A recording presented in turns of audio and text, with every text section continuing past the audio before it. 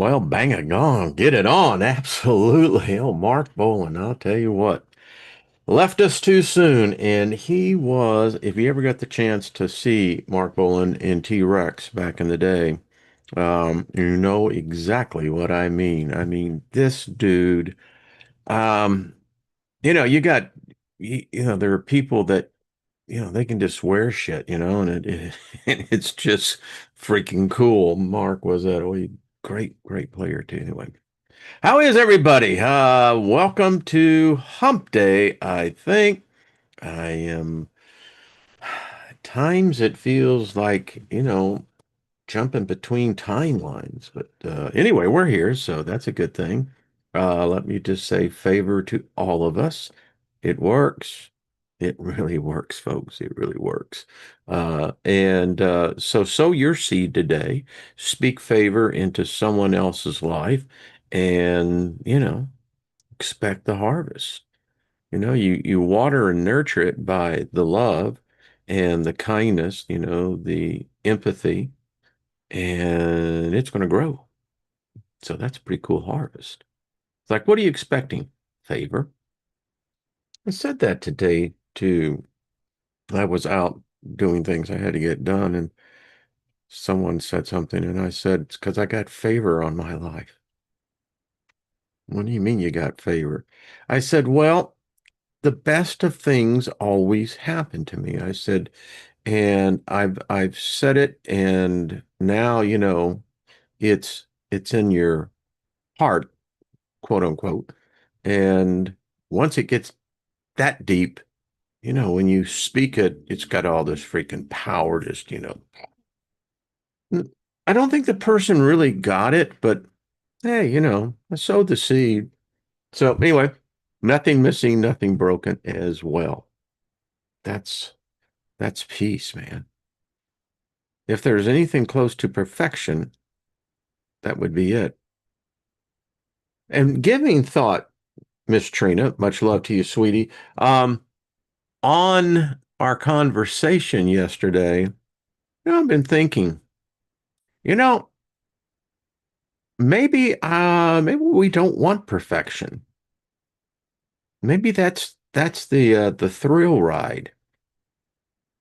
We're already there, but in our minds or however we want to position it, in this amusement park, it things appear as they're not. But that's what makes it so freaking cool. I don't know. It's all about perspective. So, there you go, Scotty boy. I know that. I got the joy, joy, joy. With what? Take down my heart. Yep, about that. In fact, I think this is like, I think it may have been 2 weeks ago. Yeah, typically VCA, Vacation Bible School. Yeah, VBCA. That was always a big thing when I was a kid. We were poor, and the great thing about Vacation Bible School is that, they had Kool-Aid and they had things you could eat. So, yeah, anyway. So what's happening in the chat room? Scotty boy, been reading some things and maybe I'm not current, but excuse me. Um, is there some challenges? Is this what I don't want to say something that I don't know about and I don't know about it. So, you know, so I'll just speak favor. Um, because I'm not sure if I saw what I saw, so I wouldn't want to speak to it, but anyway. But are you okay? That's the question. I saw you said you were living on borrowed time. In a sense, brother, we all are. Seriously. But I guess, Scotty, here's the question. From to whom are we borrowing the time from? There's the question. But brother, man, I just speak favor all over you. And, you know, um, yeah, I'll just leave it at that. Gilbert, 78, eh? Wow. That's young. Think about it. In the larger scheme of things, it's young, but it is true. It is, I don't know whether it's a curse on our species or if that's just the way it's been. I don't know. When I read history about history and see history, there really is two different histories. There's the one that you perceive, and then there's the one that's going to be written about. That's powerful. You don't think the written word isn't powerful. That'll validate that right there. So, you know, we're only allotted so many days. That's about how it is. And I encourage all of us to live them to their fullest, to the fullest. And I thought I had turned this down. Obviously, I was not correct. So I got Sanji here going co-pilot. This is Sanji. Many of you don't know. Sanji's powerful. A lot of energy comes from, we give it an identity, but it's a powerful crystal. We got anything to say, Sanji? Yeah, he says, hey, what's up? Sanji's a real head. uh, and if you were of my generation and you know what a head means, so and it's not bad. Uh, but anyway, so much love to everybody. Oh man, hold on one second.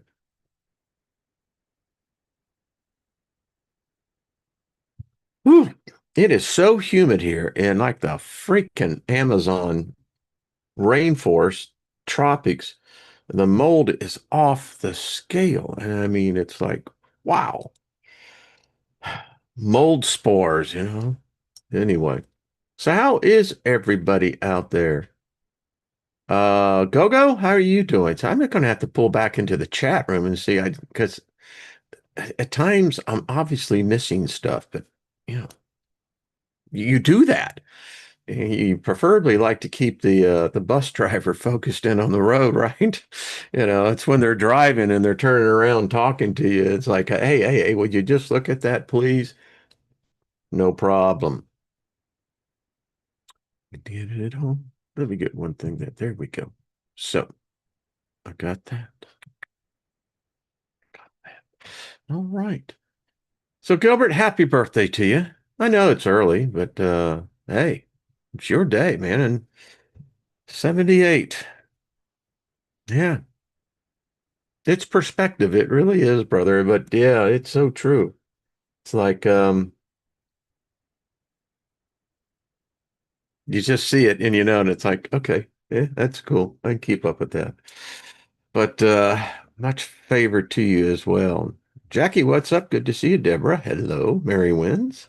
Truth Energy, hello. As I'm just scrolling down. Um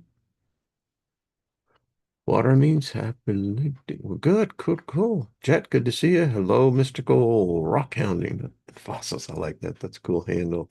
Deborah L. Smith, hello, how are you? Hello, Stephanie Marie. Colleen. Know nothing about the Star Trek thing. Isn't it interesting? Because they give the object that if you're going, let's say, at warp 3, so that means they're going 3 times the speed of light. And then of course, they say they got this shield, but I'm not sure how light would look like even if we get to 3 times C or and I believe it is faster than that. I don't know. And then I often think, well, did they know about the void? Actually, they did. It's very interesting you mentioned that, Colin, because in Star Trek Next Generation, that's exactly what happened to the Enterprise. They got pulled into this void. And who was the intelligence? It was a green looking thing being. And yeah, pretty weird. Love it. And we're going to be talking about that more. So anyway, Rodney, what's up? Yeah, the favor is a cool thing to have. It works every time. Loretta, how are you? Glad I set the alarm. Well, I'm glad you did too. Far out. Let's see. Who's else? Chloe, how are you? Good to see you, my dear. And Shirley, Nina, Nina. So, are you taking a sabbatical? Is that what I got, Nina? I wasn't sure on that. Yes. Yeah. No. Maria, hello. Good to see you, Purgatory Traveler. Much favored. Lost in Space. Good to see you. Um, Felix. I like that name, Felix. Ba-da-da-da-da-da. Rick, how are you doing? Truth. Emperor Rex. I'm just looking in DC, just saying hi to the family, the friends. Roger, what's up, bro? Good to see you. As I scroll down, Operation Hello, Mark Smith. Conspiracy realist. Ah, that's cool, man. Keep it real. That's what I gotta say. We're gonna get you on here, man. I'm telling you, we are. It's just, I don't know. It's like, one thing bumps into the other, and then it stacks it up behind you and going, what? So anyway, to all the rest of y'all, so good to see you. Well, I really pulled up there fast. So, do do do do do do do do. It's a happy birthday to you. So, began to think more on this aspect. This is a deep subject. It, it's amazing once, now I'm just speaking for moi here. Each of y'all are yourselves, but for me, isn't it interesting that I refer to myself as me? Yes. And then I can say I, strange, isn't it? But anyway, the more I give thought to this whole thing of being in a void that where there's weird physics going on, which means we really don't understand physics. We have a basic understanding, but obviously it appears that there's going to have to be some revisions to the laws or new laws added, um, or some taken away. I don't know. Um, but the fact that, they can see it looks like these distant galaxies that, you know, one minute they're there and boom, they're gone. But we're still here. And so carrying on kind of again from yesterday's conversation, which was really cool. By the way, Jenny, sending healing and love to your mom. Um, that the implications of this is enormous because it comes down to a lot of times our beliefs. So a little taking a little side road for the scenic route, um, got pulled into a conversation about, you know, was there a person named Jesus? Was there not a name? Was did he exist? Did he not exist?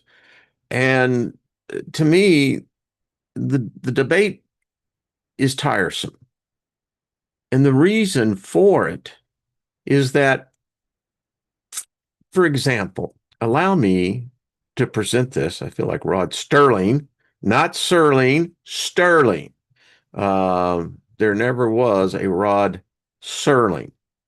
There is in this realm, this timeline, but the one that I came from, and a lot of y'all the same way. I mean, did we get sucked in? Is this part of this void issue? I mean, if we're in the absence of light, then could we also be in the absence of actual time? How can time exist where light doesn't? How is time measured in a void? How is time even possible in the nothingness? I don't know.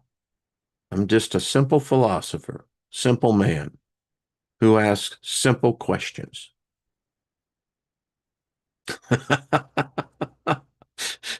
The voice inside my head's going, yeah, like, sure, buddy. Uh-huh. All right, all right. Moving right on along.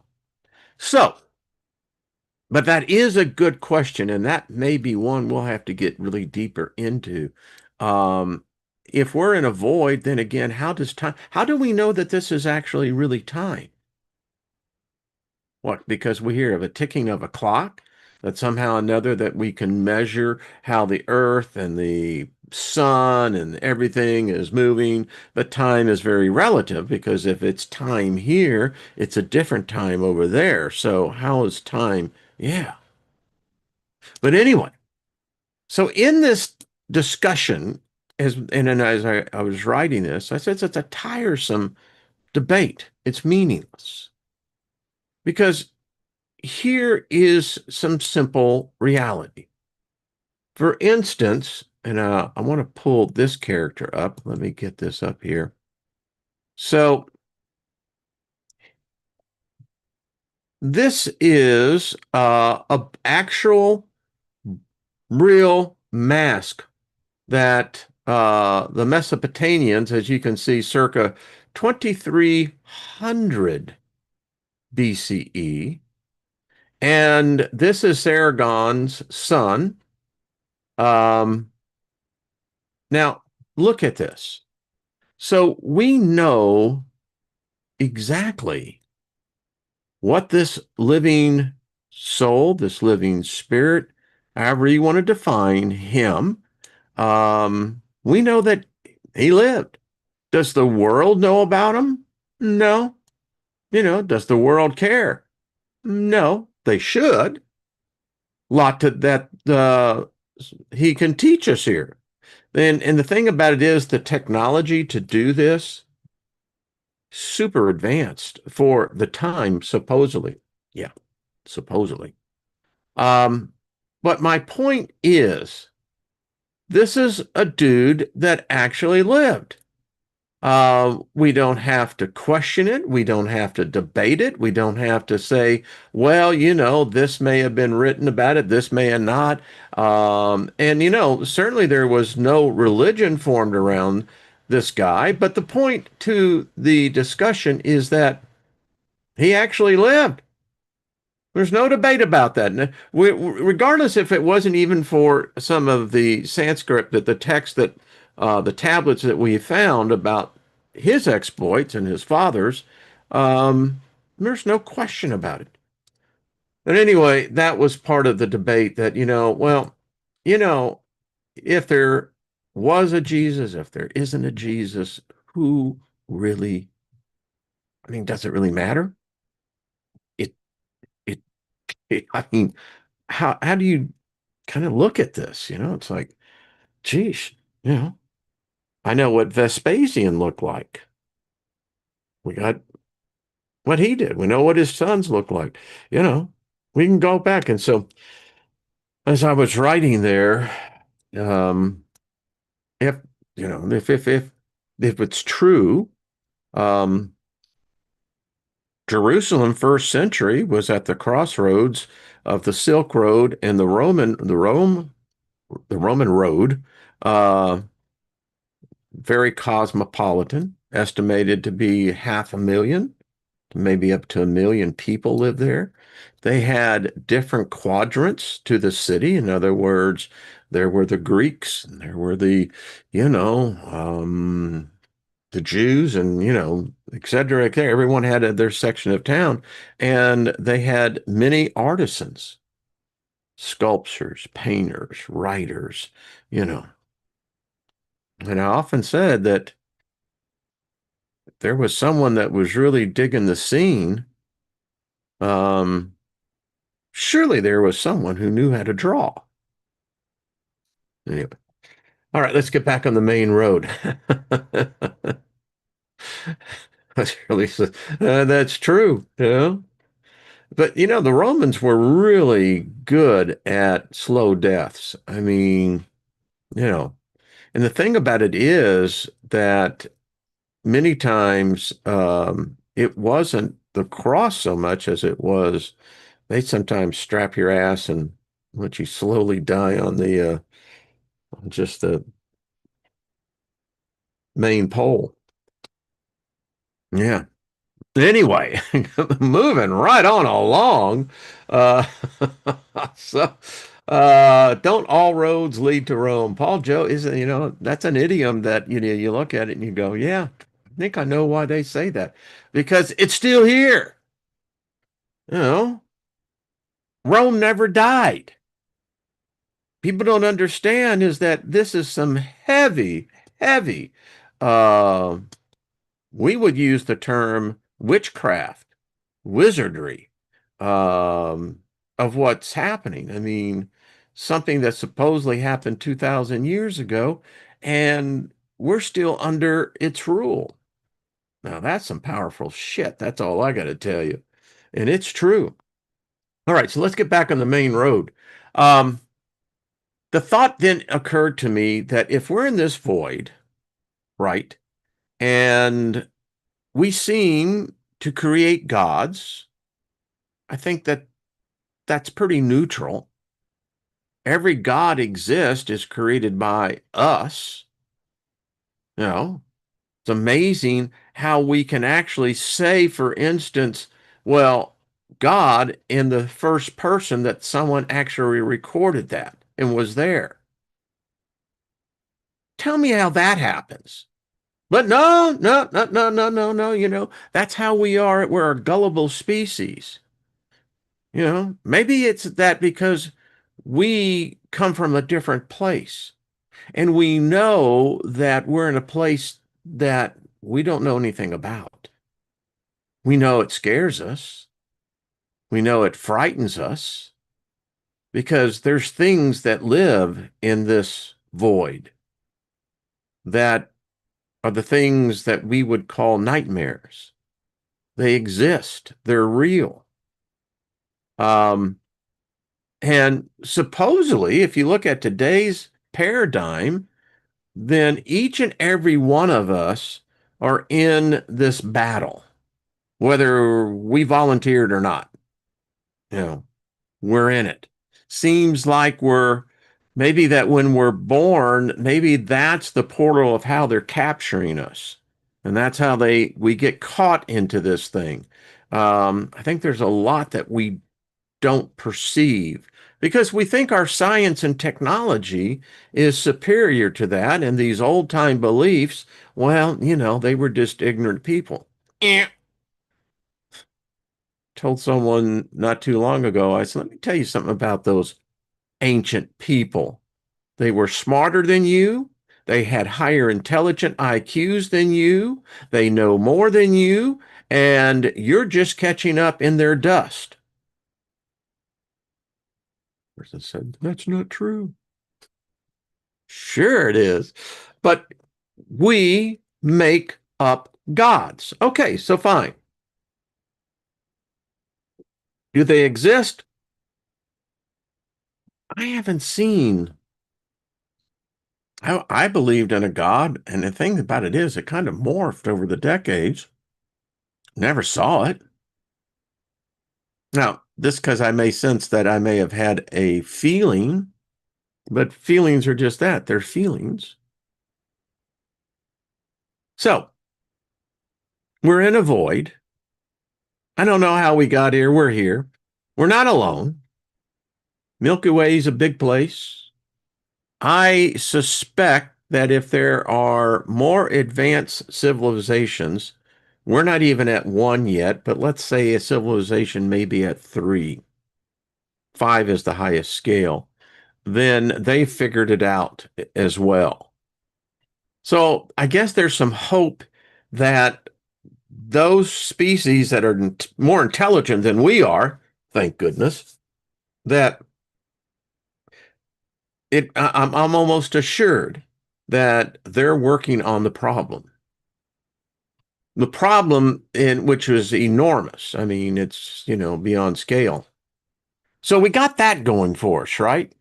And then I'm thinking, all right, so we get the stories about human beings. Oh, well, let me just rephrase that. Homo sapiens, because there are no human beings left. They all got on the bus. They got the hell out of Chicago and they didn't leave a forwarding address. Sorry to report that, right? But it's like, okay, sure. All right, man. Um, so if the physical is connected to the ethereal, in other words, physical matter, body, then we have a spirit. The soul, we know a spirit. We are that. Um, so the two seem to be interconnected. When we transition to the other side, um, the spirit of the body goes to where the spirit of bodies go, and the rest of us, the spirit of us, and I have no doubt that it'll carry an impression, an imprint of our consciousness. I really do believe that the bodies, they bring that back. I mean, if it goes back to the earth from which it was made of, at least one part of it, then it's going to carry a trace of us back no matter what. That's kind of cool. No matter how you look at it, you're always going to be here in a sense. And then that brings up the philosophical debate when it says, well, if that's true, does the body spirit that once the body degrades back to the elements, does that somehow have a hold on the soul or the spirit? Not sure. But if the separation is severed and is cauterized, then there's what we see as the physicality of this. They go on there. We move on into which our species, our nature goes to. All right. So if we know about this void, I was thinking last night, got really into that moment now. Holy fuck. I mean, it just messes with my reality. It really does. But I was giving this some thought and I'm saying, okay, so what are we transitioning into? I've had the theology aspect of it and from many different points of view, but then again, that may not be correct. It may have elements to it that is or is not. I sense, again, we have lost the knowledge of how to transition. I think there in some cultures and some very wise uh, souls out there or spirits, they still know this knowledge of how, if you've had enough of this place, and that's completely reasonable, because there's another adventure that yet awaits. Um, I think as the older, the more time you spend here, the more I sense that there's that you got this inner anticipation. It's kind of it's like, yeah, you know, Christmas Day, right? The presents. Um, at least so we think. But anyway, so when we transition into this spirit realm, is it in the void? Now, I don't. I think it'd be a great discussion to determine. Well, as above, so below. As below, so above. As within, so without. So by that rationale, it would say, yeah. So it's kind of really crowded over there. I mean, billions of us. Could you imagine, man, the animal kingdom? Um, all the other kingdoms? I mean, lots and lots and lots of beings, I'm assuming.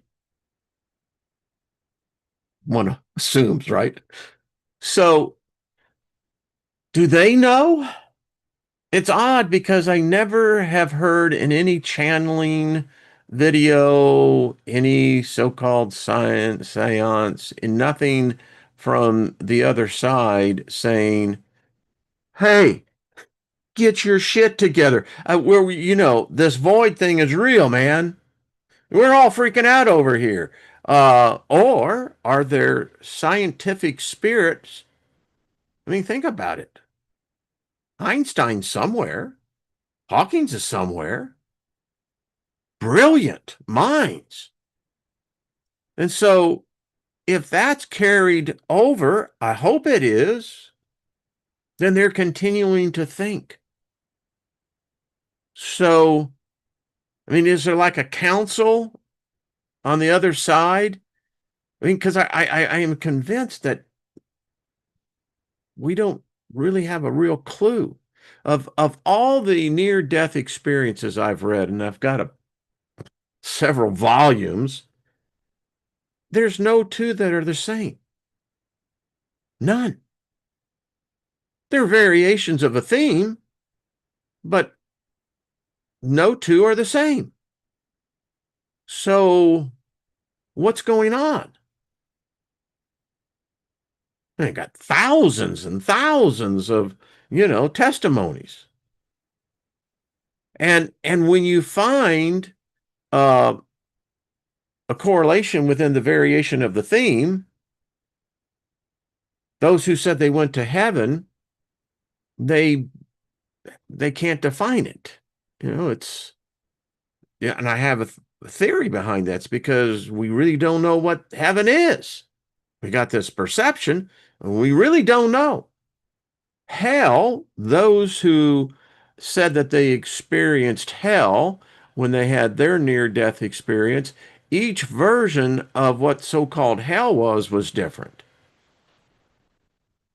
So one could lead to a potential hypothesis here that it's all up here or wherever we really exist. I mean, obviously, we're in these bodies. So that's kind of weird. And then I got the books over there, The Journey of the Soul, which I tend to kind of lean towards. That, when we do that transition thing, I think it's really like Grand Central Station. And if any of you have ever been in Grand Central Station, particularly at the freaking rush hour, you know exactly what I mean. It's one happening busy place. And that we all have tribes. So that maybe gives some hope that, maybe it isn't where we're stuck in this void. Maybe truly there is something that they haven't told us because, religion is the carrot and stick thing.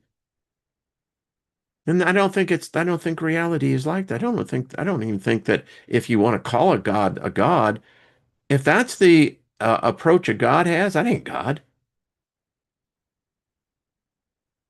That's a usurper, But then it got into the angels. So the angels. So where the hell are they? There's a completely conundrum. I mean, are the angels in hell? I don't know. Maybe they think they. The fact that they exist and the fact that they have such great influence on us and demons as well. And if you look at the typical stereotype thing about angels, they all seem to be at war. Everybody is at war. And wow, I mean, that paints a pretty grotesque reality.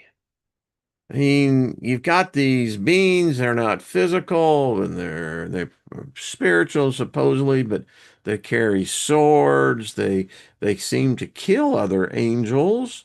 They seem to kill us. What the hell's going on here?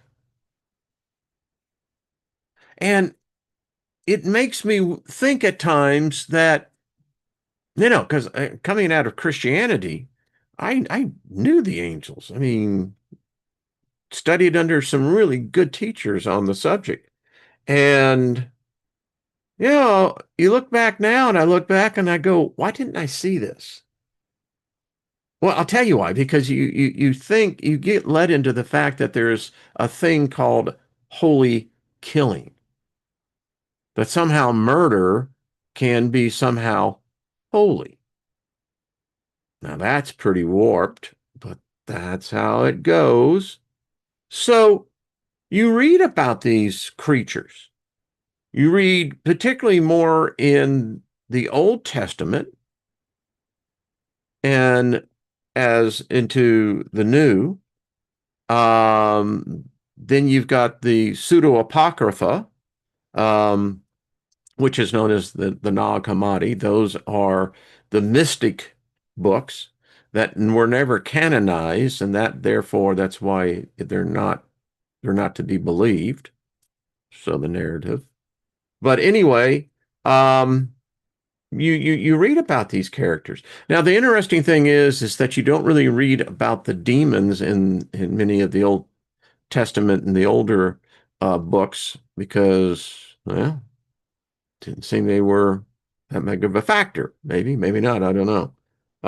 But there was other gods definitely at play, more in the Old Testament than in the new one they put out.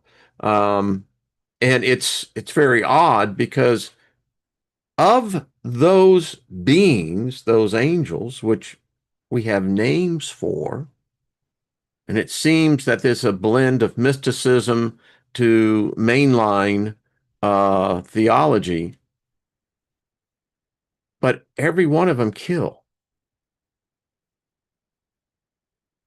And apparently they are killing machines.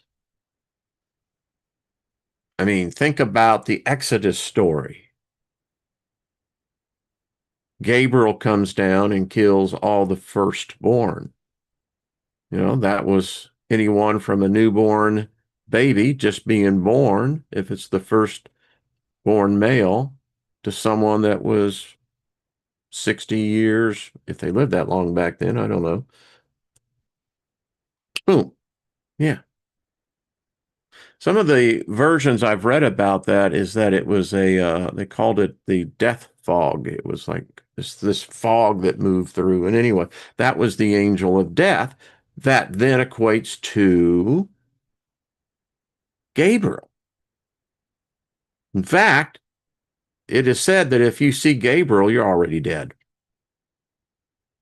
All right. So are they stuck in a void? I sometimes in my head I run these little vignettes, and this thought occurred to me. So this God, had its thing going, and it was a groovy time. Everybody was laid back, having a great time, and then suddenly, something changed. I mean, it got sucked into this void. It was all darkness. And I often wonder that did the rebellion happen because this God couldn't do anything about it? Couldn't bring things back to where they were. But it was supposed to be all knowing, all present, all powerful. And then some, and you call them angels, whatever you want to call them, they're sitting back eating the manna, drinking the wine, smoking a little of the bit of the herb, and they're saying, this really sucks. You know, it's dark out there, and that ain't the way it was supposed to be. It was different there. Why ain't the captain over there? Where's the plan? And I think as this darkness, it's a living thing, began to continue to encroach, the power of this God became tested. And I think things got really bad. And that's where the first rebellion, and the rebellion was because they were going back to the farm. They said, screw this. If you can't figure it out, then maybe we're going to have to do this on our own. Now, isn't it odd that when you filter that down through the ages, how we call Lucifer the angel of light? Yeah. The bright morning star, all indicating that its origins of a different part, or maybe it is or represents that which was. This is all hypothetical. This is what's going on in my head. Because something is definitely not quite right. And then it implies as well that, in fact, it's actually written about, um, that there is indeed a second death. That's odd, So apparently, angels, demons, humans, maybe us, that we get transition to the other side.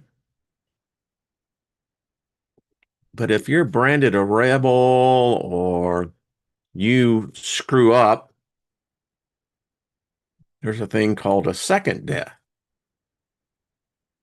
And, apparently you really don't want that shit. That second death thing is, maybe you go into oblivion. I don't know. I don't think any of us know. But getting back to the hypothetical, so you got these angels. Think about it. You got humans that invoke the names of these angels. They worship these angels. They make offering to these angels and to demons as well. You know, like everybody is in on it. It's like, yeah. But I'm thinking now to myself, now, wait a minute. So are you telling me that they don't know about this? Because how can they be operating here unless they're stuck too? But no one says, is that the forbidden thing, that no spirit can talk about? Apparently there are some things that, you know, if you have a seance or a channeling session, there's some things that they can say, and then there appears to be some things. And if you follow certain mediums that are well versed in the mediumship, um, they paint a whole different picture.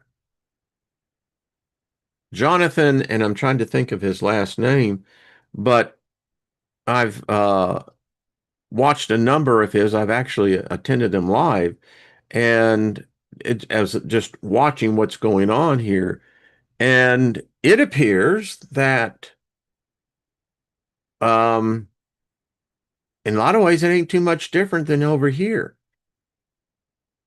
It seems to pace whatever the time, the culture is. There seems to be this mirroring of that's where we go. Okay, that's cool.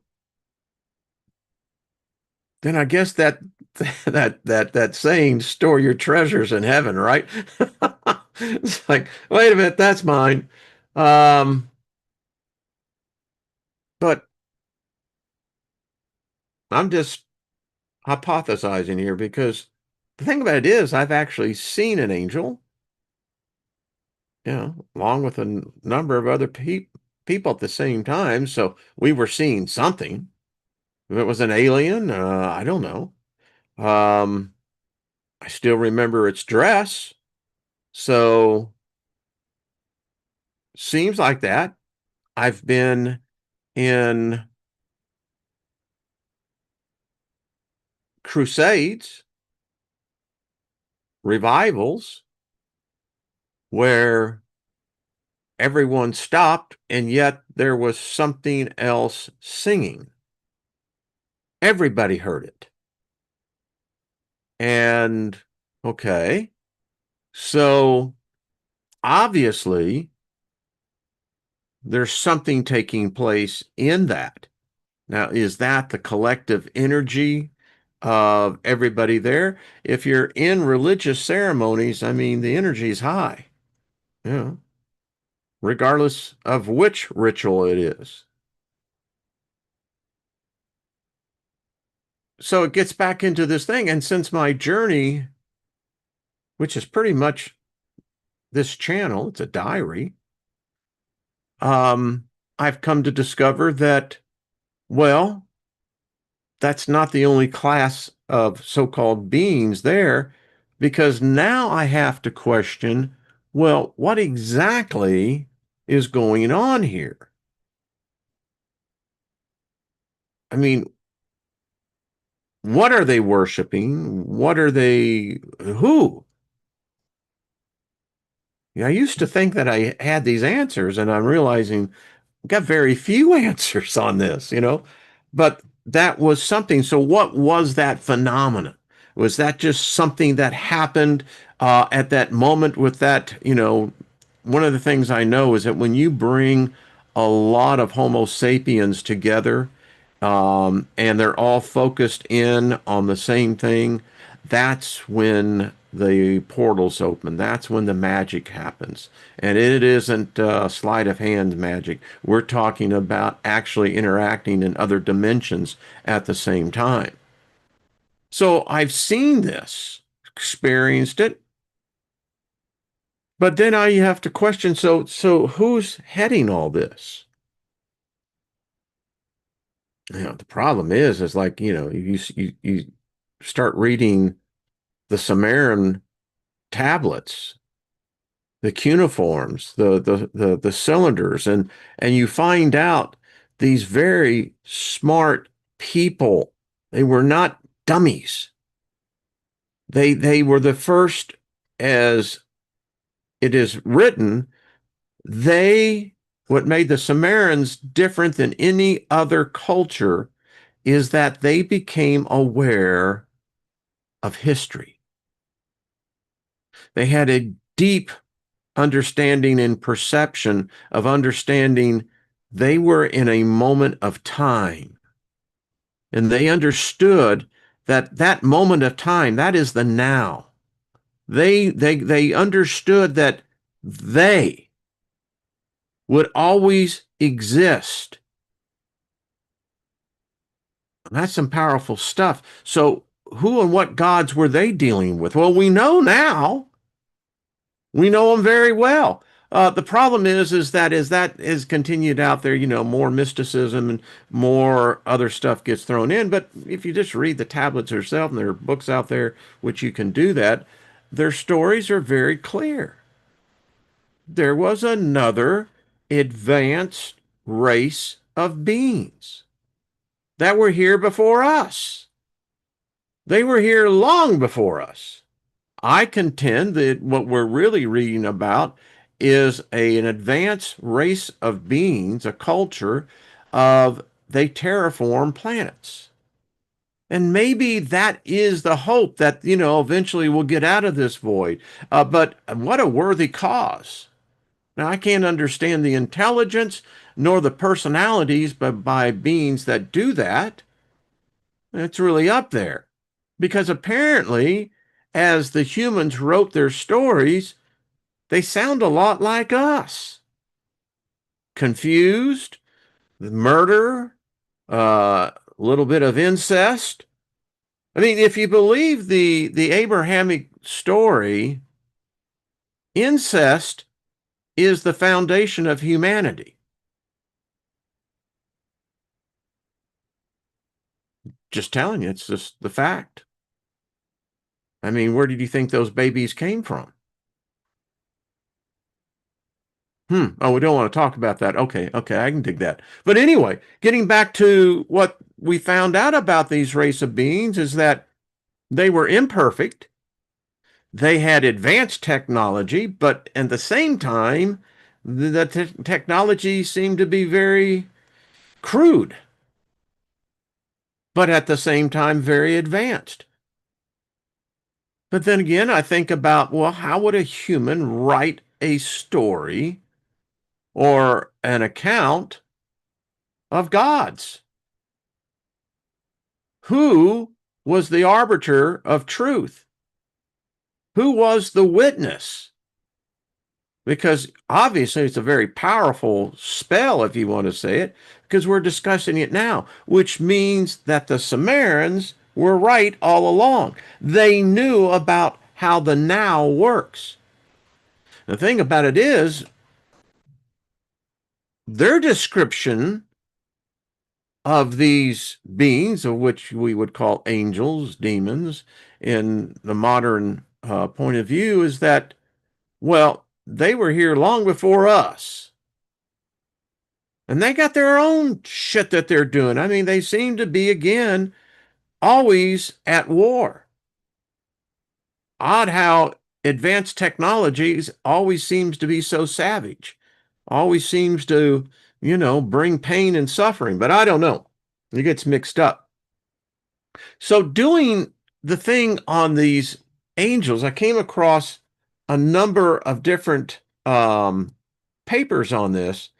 And I thought that one of the ones I came across was Joseph Smith. And I was reading this, and it was very compelling because it's very obvious if I take this outside of a religious point of view, and I just looked at this as, okay, so what is this extraterrestrial? Why did they focus in on this one particular dude? And with this dude writes a completely new narrative. Now, you know, friend of mine, good cop, he's passed over, but he was a homicide detective. And, so you've got to ask yourself, so what's the motive? What's the end game here? And the whole thing on this paper was quite interesting because it's like a cacophony and a mixture of Abrahamic beliefs, new beliefs, new a lot sounds to me like a lot of the Golden Dawn that's in this thing. But and they considered Joseph Smith a prophet. And with the documented, quote unquote, documented visits of this angel, particularly, I think this one was Marconi, I believe, um, a whole different story is given. And I found that interesting because I'm thinking to myself, all right, so if you got the guy that supposedly is the truth, um, and this narrative, it's nothing like it was originally. I mean, the beliefs today that many adhere to, uh, it ain't it ain't nothing like it used to be. But it's interesting because you have other belief systems that have seemed to come in, and in many cases, they will add more to the narrative. And it still brings you to this question. So where are these beings coming from? I mean, and it's the same list of characters. And why this kind of times with me, because when I read these things, at the same time, I have to balance out and say, all right, Steiger, you know that there is an older story, older than this, that where none of these characters exist. So then that leads you to conclude, then are we just reading bullshit here? Because if it's not in the Sumerian record, then what the hell is it? And you can't say, well, the Sumerian, doesn't represent the whole world. Well, you're trying to tell me that this God does. You're trying to tell me that the writings of these books, it ain't true. It isn't that isn't the case. So you read of all this, and the thing about it is, let me just say, I do believe that these beings, whatever they are, in fact, do exist. And it seems odd to me that when you read these books and you read what happened, obviously they didn't have the prime directive. They were not part of Starfleet. because you've got aliens directly injecting themselves into the affairs of humanity. And I don't think that's right. Unless there are Homo sapiens, human beings on the other side that are infiltrating their camps, I mean, this is wrong. It's just wrong. And I'm not saying anything against any religion, but the fact that these so-called angelics are here, and then I'm thinking to myself, well, would you really come from a place of light that then you would want to alter, if you couldn't do all of humanity, a portion of humanity? Because all that's going to do is lead to conflict. Well, that ain't light. I'm going to do a whole thing, a whole lecture on how we've been fooled by love. We're taught that there is this being that has unconditional love for each of us. But yet, when you go to get the ticket, they say, well, you have to read the small print. There are conditions, and you're going, okay, right. But anyway, getting back to Moroni, who is the Nephi, um, yeah, this cat really, he's a strange one. Acts human, but he acts like an Avenger. He's got superpowers. Maybe Stan Lee wrote about this. I don't know. But it's very clear that these beings are here everywhere. This is from a theology book, and in this case, it talks about before the physical creation.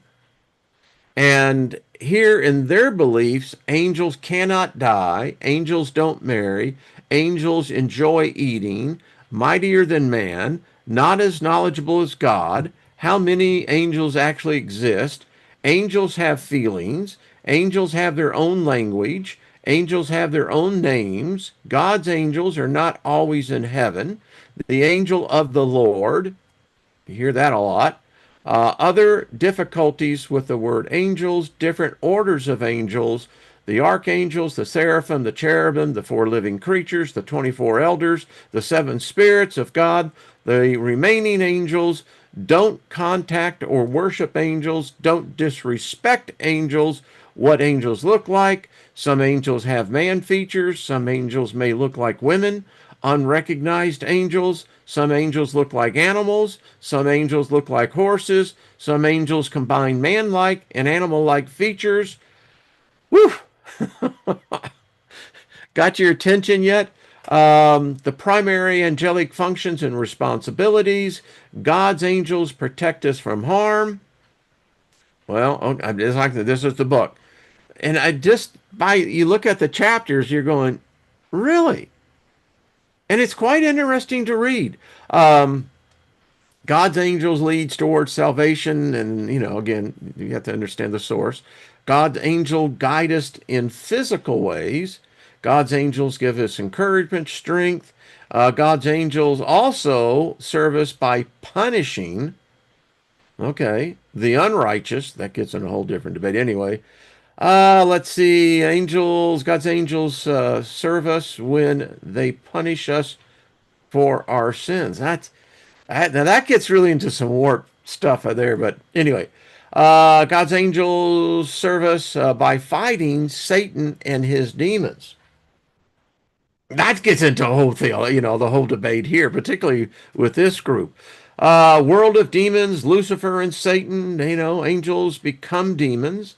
The power of Satan and his demons. Satan and demons cannot materialize themselves. Isn't that interesting? How God's angels fight demons. And this whole gets into the thing later on this, but gets into the whole question of why. If one is supposed to be so mightier than the other, why do they have these issues? And you look at their issues, and isn't it coincidentally that, gee, it seems like that's a lot of our issues? Wonder where that came from. Anyway, it's good to read other people's perceptions and ideas. Let's see. Why doesn't God intervene? How God uses demons. The inside of me goes, now wait a minute, Nick Danger. Um, he sicks them on us. Is that what you're saying? Who would want to be around a God like that? Wow, talking about walking on eggshells. Holy crapola. Let's see. Satan, are demons from God? Satan and David. Demons are limited in what they can do. Well, they seem to be doing a lot. Um, the fate of Satan. God is testing the spirits. Why is that necessary? If he knows everything, right? I mean, could demons still repent? I mean, this gets into a lot of it. Reality of the spirit world, physical world patterned after the spirit world. See, when I told you about it's actually not that different on the other side. Objects, the new heavens and a new earth. Well, if they got the word new before the next word, what happened to the old? Hmm. How you change into a spirit. So there we go. And I can see I'm running out of time. But we'll have fun with this. Because there's another one in here about this one has to do with the CERN, um, the whole collider. And, Kali is the goddess of CERN. And this gets really deep. Well, and frankly, I can tell you, it gets almost kind of scary because there seems to be, and I ain't the person, I never been there, but how things are coming to me from multiple sources, I will state this as a possibility. The world does not know what has actually happened. And what's happened has the potential of wreaking freaking chaos because it's exactly what it's designed to do. The goddess told us what she does. And what? Do you think that she wasn't going to use something that no other god or goddess has ever had the ability to attach to?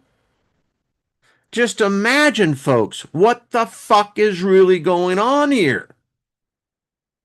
I mean, this is something that deity would remain in a stasis until it became possible when our little minds were able to handle it.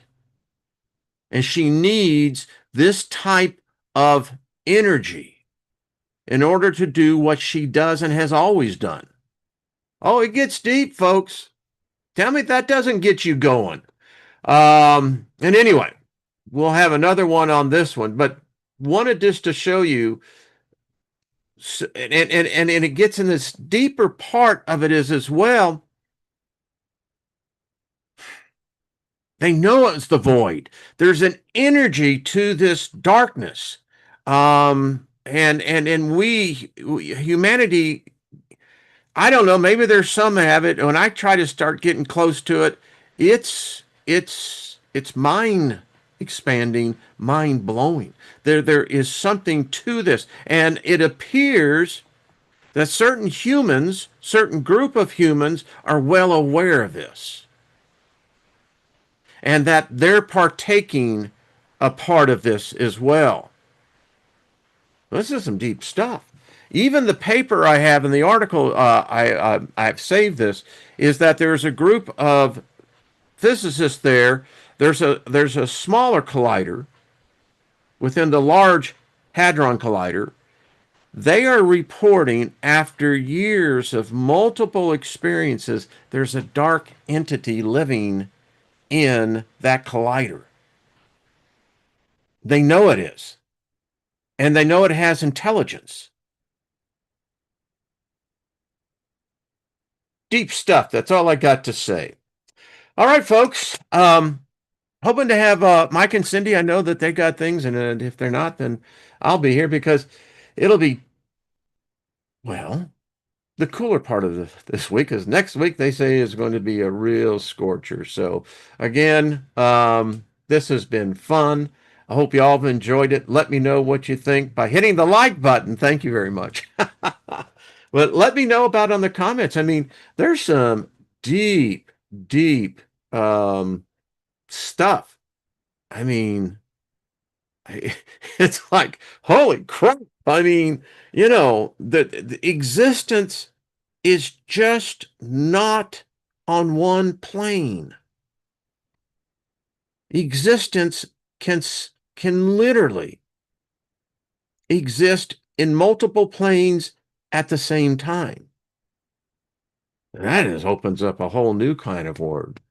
Scotty boy, much love to you, brother. Deborah, to you. Corey, thank you. Copper, if God knows everything, knows everyone's heart thoughts, sees past, present, then why do people have free will? Yeah, that ain't free will.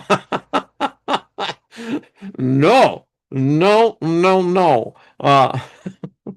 That's the illusion. Now that's magic, you know? Because that's a real sleight of hands. That's all I got to say. Truth Wave, thank you. uh, well, thank you. Thank you. That's exactly what I do, you know. Elvis is still in the building.